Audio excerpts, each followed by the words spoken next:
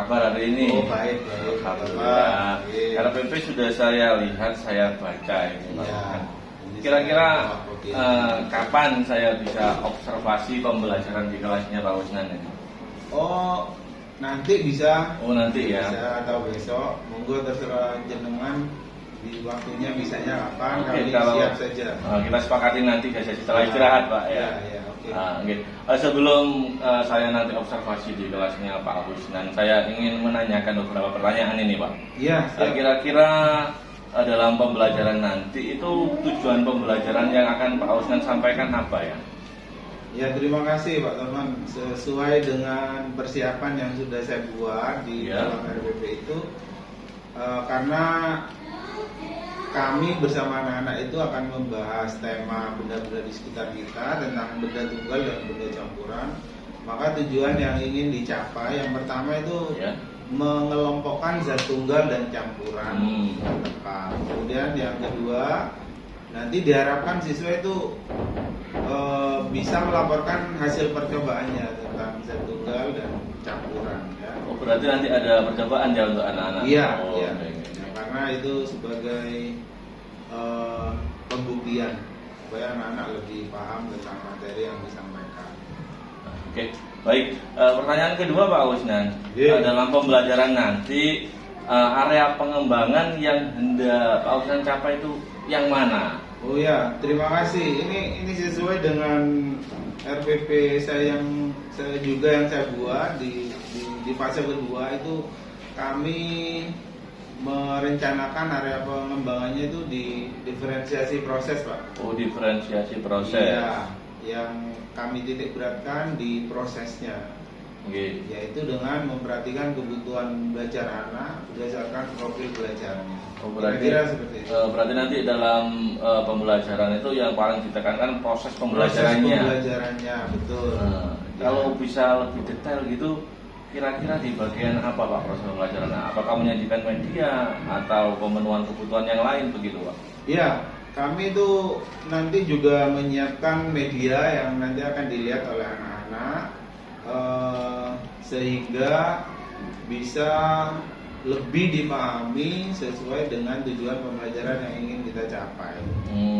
Menyediakan beberapa media sesuai kebutuhan anak-anak gitu ya. Oh, oke. Bisa saya pahami. Terakhir ini Pak Usnan. Ya. Strategi apa yang sudah Pak Usnan siapkan untuk pembelajaran nanti? Untuk memenuhi kebutuhan siswa yang di preferensi belajar tadi, proses tadi. Strateginya Pak ya? Iya. Ya kalau strateginya kami itu di sini menyiapkan beberapa materi Pak Taufan. Iya. Yang nantinya bisa mengakomodir referensi belajar siswa. Preferensi belajar siswa. Iya. Yang saya siapkan di fase 2 itu meliputi audio, kinestetik, visual. Oh, okay. Itu sudah saya cantumkan di fase 2 dalam proses pembelajaran. Yang pertama itu dengan membaca teks tentang zat tunggal dan campuran menggunakan suara yang lantang. Itu fase audionya. Oh, biar anak-anak yang kebutuhan mendengar itu terpenuhi begitu. Ya, karena kita melayani banyak siswa dengan beberapa tipe gitu. Iya. Kemudian yang kedua, kita nanti menyiapkan dengan membaca materi yang dipasang di papan Pak. Ini berhubungan dengan unsur kinestika. Biar anak-anak bergerak gitu ya. Pak.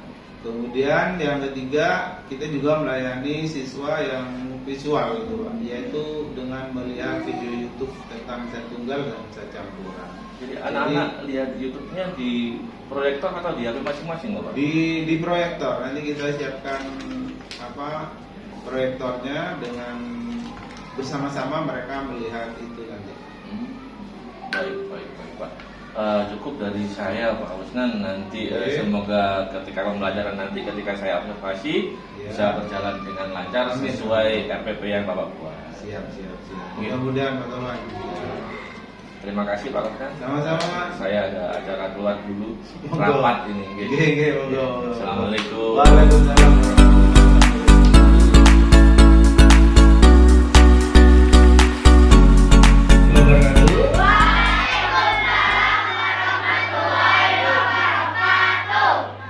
siang anak-anak semua.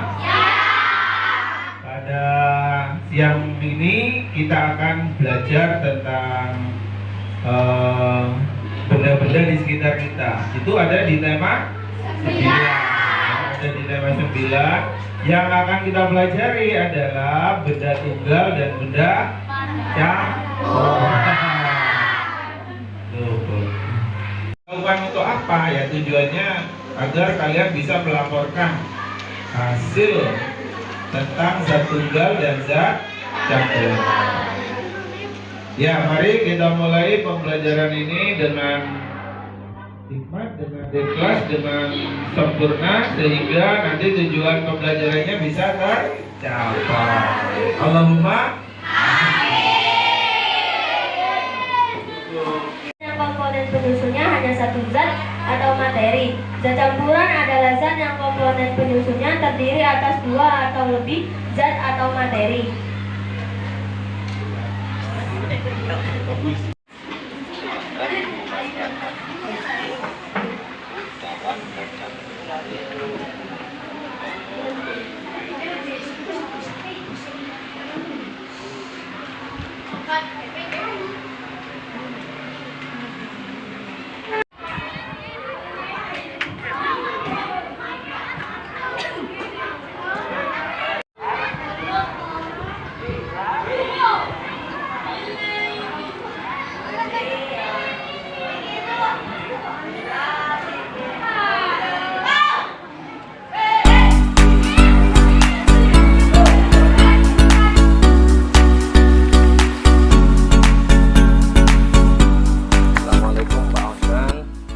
Waalaikumsalam warahmatullahi wabarakatuh.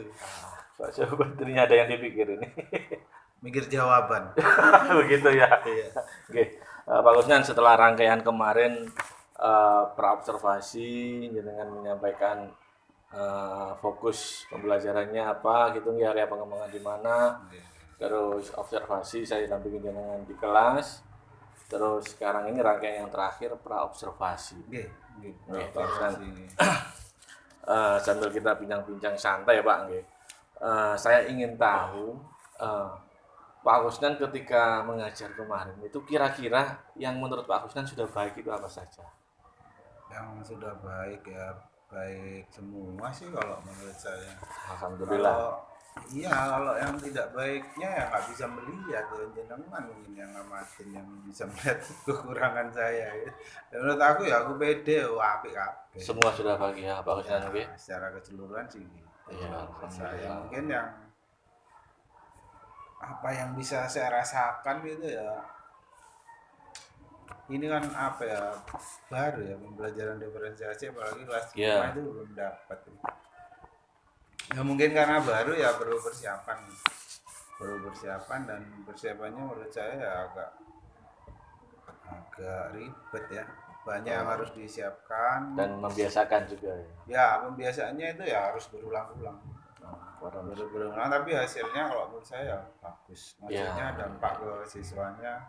Perlu sosialisasi kok ini. Iya. Itu yang Pak Kusnan rasakan sudah baik semua Memang kepercayaan diri itu perlu Pak. Oh ya, iya harus. Oke. Selanjutnya. Selanjutnya Pak Kusnan dalam pembelajaran tersebut setelah Pak Kusnan merasa baik, adakah yang Pak Kusnan itu merasa dalam merancang pembelajaran di awal itu, terus ketika membelajarkan itu ada yang mengalami kesulitan atau merasa wah ada yang terlewat ini? Adakah Pak yang seperti itu Pak? Apa ya kesulitannya ya mungkin karena baru ya, karena baru biasanya untuk menyelesaikan waktunya itu susah gitu. Manajemen waktu. Iya, jadi apa ya, antara sesuatu yang dirancang dengan yang dipraktekkan tuh kadang-kadang berbeda ya. Mungkin karena baru kita harus bisa menyesuaikan benar-benar apa sih yang mau dilaksanakan. Kejadian di lapangan kadang-kadang berbeda. Nah itu yang mungkin bikin waktunya itu berbeda atau molor dalam hal ini. Apalagi yang kita atur itu banyak anak Pak banyak ya, bermacam-macam karakter juga banyak anak, dan penerapannya juga masih di awal-awal. Ya betul. Kalau rancangannya sudah baik, tapi praktek di lapangan nggak bisa kan, seperti itu. Nggak bisa. Hal baru ya seperti itulah. Pak, jika pembelajaran Bapak ini di skala Pak, tingkat keberhasilannya dari 1 hingga 10. Kira-kira ada di Kalau mana? praktek yang kedua saya mungkin 10 nanti. Alhamdulillah. Saya setuju. Kalau yang kemarin saya nggak berani. Nggak berani bilang 10. Ya, karena saya sudah tahu yang kelemahan awal itu dari manajemen waktunya itu sudah apa ya, ribet. Berarti kira-kira dianggap berapa ini, Pak? 8 kalau saya PD. 8 gitu ya. Oh. Menurut Pak Kusnan sendiri, pembelajaran Pak Kusnan yang sudah berjalan itu di angka 8. Bukan 8 karena baru itu tadi. Iya. Yang kedua saya pede banget 10. Amin. Oke. Saya mendukung sekali Pak itu, Pak. Lagi hanya Hingga 10. Wolu harus deg-degan aku. Sekarang 8, di selanjutnya itu 10 gitu. Iya, 9 lah bertahap. 9 terus 10 gitu, Pak. Ya. Kira-kira Bapak punya trik atau langkah-langkah apa ini yang bisa merubah dari angka 8 ke capaian 10 tadi, Pak? Mungkin karena ini pembelajaran awal ya, jadi trik yang pertama itu ya kita harus mempelajari lagi lebih dalam dari pengalaman yang kemarin. Kita kita pelajari lebih lanjut di mana kemarin kekurangannya, dampak ke siswa yang kurang mengenai itu apa, nah itu kita pelajari lagi. Kemudian yang kedua mungkin ya banyak latihan gitu ya, kemudian mempersiapkan diri terutama yang berhubungan dengan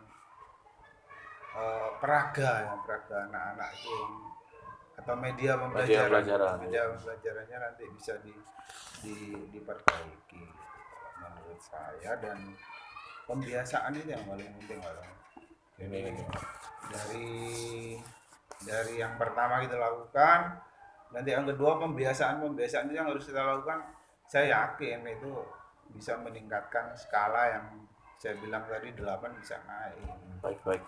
Baik, saya bisa menangkap itu Pak Kusnan. Pak Kusnan tadi sebelumnya merasa kekurangannya ada di manajemen waktu. Ya, di program itu misalkan 1 jam 10 menit Pak ya, 2 jam pelajaran. Tapi ternyata ketika praktek sampai molor gitu. Nah, untuk menyiasati di kedepannya agar tidak molor, punya trik nggak dengan ini? Triknya ya sama seperti yang saya sampaikan tadi ya, kita benar-benar belajar dari pengalaman yang kemarin, jadi kita atur waktunya, kemudian kita siasati dengan hal-hal yang tidak bisa membuat waktu itu menjadi lebih panjang. Terus yang kedua, anak-anak itu sudah dipersiapkan benar apa yang harus dilakukan berdasarkan pengalaman itu. Saya yakin belajar dari pengalaman yang pertama, untuk yang kedua, yang ketiga itu akan berjalan lebih lancar. Kemudian misalnya runtutan KBM itu juga bisa dimodifikasi gitu. Disesuaikan dengan waktu yang sudah kita cantumkan. Ya seperti itu gitu. Jadi apa sekiranya yang tidak dibutuhkan atau bisa diperpendek gitu sehingga tidak dievaluasi lah istilahnya.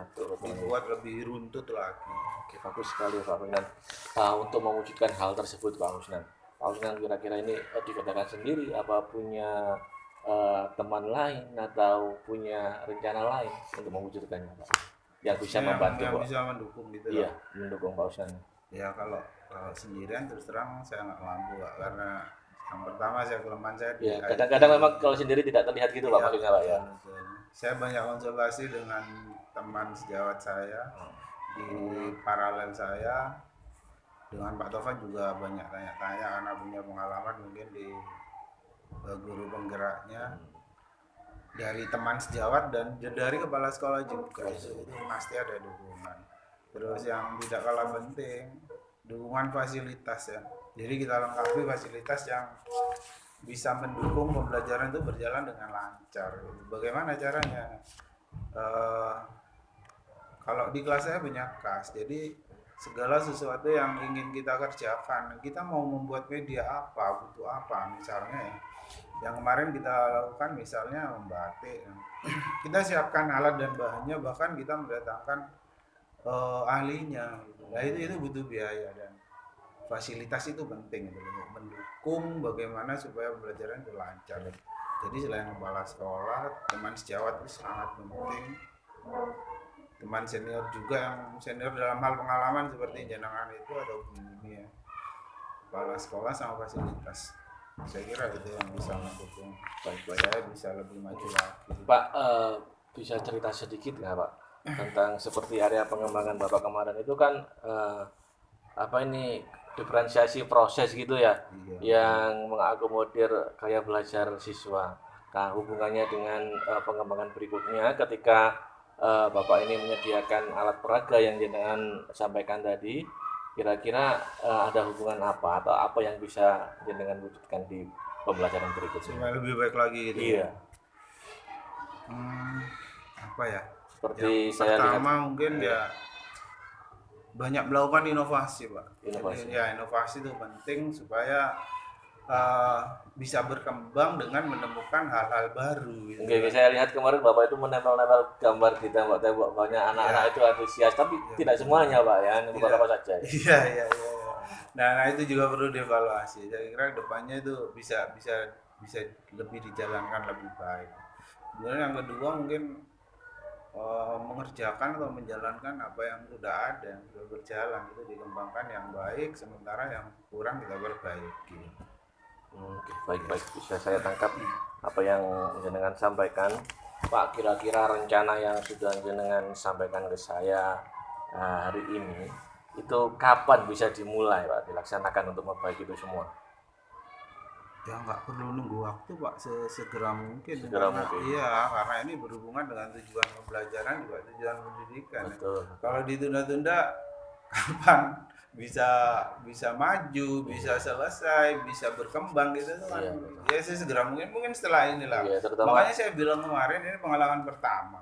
Untuk pengalaman kedua untuk meningkatkan level yang lebih tinggi, kalau tadi 8 bisa naik ke 9 ya nggak boleh ditunda, segera mungkin kita tindak lanjuti lah gitu. Kita tindak lanjuti dengan berbagai macam tadi inovasi yang harus dilakukan. Betul. Mungkin dengan dukungan teman sejawat ya, kepala sekolah dan juga siswa, wali murid juga dilibatkan pasti. Bagus sekali Pak Usnan. Jadi sesegera mungkin, terutama setelah ada kejadian seperti ini kan ada refleksi begitu Pak. Pak Usnan langsung bisa bertindak. Nah, tentunya Pak, terkadang kita itu sudah punya rencana, sudah punya angan-angan, bahkan kita jadwal gini, ternyata kita sendiri yang nggak bisa, malah satu kadang terlewat itu. Lah untuk menyikapi hal tersebut Pak, jenengan ini punya trik atau bagaimana Pak? Atau orang yang bisa dilibatkan untuk menjaga konsistensi jenengan? Kerjasama ya Pak, kerjasama itu penting. Jadi bisa melibatkan teman paralel saya, senior saya dan teman-teman yang lain untuk untuk selalu saling bekerja sama, saling mengingatkan, harus begini loh. Harus segera seperti ini loh. Yang kemarin seperti ini ya, yang nggak baik dirubah, yang baik ditingkatkan. Itu yang pertama. Yang kedua ya pengawasan kepala sekolah untuk pembinaan itu saya kira penting untuk tetap mengingatkan kita supaya kita bekerja lebih baik. Dan yang ketiga mungkin yang terpenting membuat jurnal Pak Tama. Jurnal harian pribadi sendiri gitu ya. Iya, itu sebagai pengingat dan kita tahu apa yang harus kita lakukan ke depan gitu. Karena sudah terprogram gitu. Iya. Dengan jurnal itu ya insya Allah kita bisa melaksanakan dengan lancar dengan bantuan yang lain juga. Makanya banyak hal, banyak faktor yang harus kita lakukan supaya apa yang seperti yang Jenengan tanyakan itu bisa berjalan gitu. Betul. Atau mungkin yang terakhir juga yang melibatkan kelompok ya dengan melaksanakan game ini ya, yang sudah berjalan di sekolah. Iya, itu bisa saling sharing, bisa saling mengingatkan, bisa saling bantu. Atau komunitas praktisi yang sudah berjalan. Ya, seperti gitu-gitulah. Ya nanti kita tindak lanjuti lah itu. Baik Pak Usnan, apa yang jenengan sampaikan dari awal sampai akhir bisa saya tangkap. Terus jenengan bisa mengeksplor diri, mengetahui kekurangan dan kelebihannya, dan kapan dilaksanakan kira-kira. Segera mungkin ya, setelah ini langsung action. Jadi Pak Usnan sendiri bisa menyimpulkan dari apa yang sudah kita dapat ini Pak? Kesimpulan secara umum dari buat percakapan kita. Kesimpulannya yang pertama, karena ini barang baru buat saya, jadi kita harus banyak belajar untuk memperbaiki kekurangannya tadi kan sudah disebutkan ya, apa saja, nah itu bisa kita perbaiki. Kemudian yang kedua, faktor pendukungnya udah jelas tadi, mulai dari kepala sekolah, teman sejawat, fasilitas, wali murid, bahkan siswa. Kemudian yang ketiga, untuk meningkatkan skala yang tadi saya bilang 8, ya kita bisa lebih banyak berinovasi gitu. Biar bisa mencapai 10. Iya, betul. Kemudian supaya bisa konsisten dan istiqomah, istilahnya dalam Islam ya kita itu harus itu tadi ya, membuat jurnal, kemudian bekerja sama dengan teman-teman kepala sekolah untuk pembinaan, bahkan kita bisa membuat komunitas-komunitas kecil di lingkungan sekolah seperti KKG dan pendidikan itu tadi. Itu aja kesimpulan menurut saya. Menyenangkan sekali ini bisa ngobrol-ngobrol dengan Pak Pasti Musnan. kalau sama saya.